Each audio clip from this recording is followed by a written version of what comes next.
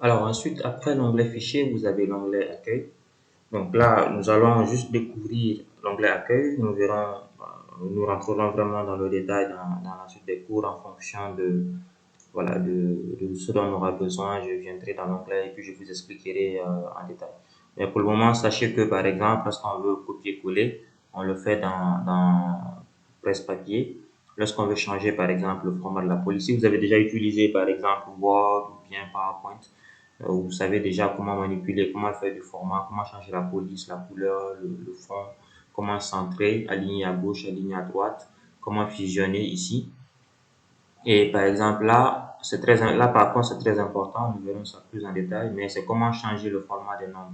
Parfois quand vous saisissez des nombres dans Excel, vous voulez par exemple saisir des dates, vous voulez saisir par exemple des devises, c'est-à-dire des nombres, mais avec le format monétaire, ou bien tout simplement avec le format comptabilité, c'est-à-dire que ça soit négatif, positif, les devises qui vont avec et tout ça, ou bien en format pourcentage, en format fraction, bref, plusieurs formats dont vous pourriez avoir besoin. Donc, nous verrons vraiment ça en détail quand nous rentrerons les calculs, les démonstrations et tout ça.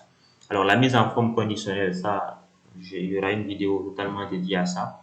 Mais si vous voulez, ça sert en fait à faire une mise en forme avec des conditions.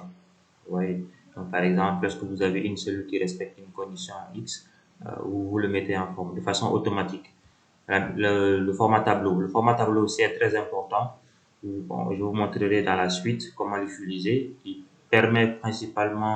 vous aidera principalement à gagner du temps dans l'utilisation des formules, dans la mise en forme des données et ainsi de suite.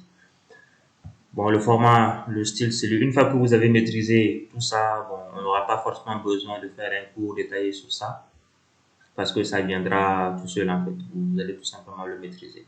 Voilà. Donc, il y a aussi tous ces éléments-là qui ne sont pas couramment utilisés. Bon, ici, vous avez la fonction somme.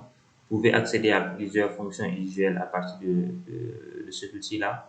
Mais nous verrons par la suite comment utiliser les formules sans forcément venir dans l'onglet formules ou bien venir ici pour trouver les formules. Voilà un peu l'onglet accueil. Donc, tout ça, avec la pratique dans les vidéos à venir, donc nous allons les utiliser, nous allons voir comment les utiliser et puis rentrer en profondeur. Donc, dans la prochaine vidéo, nous allons voir l'onglet insertion.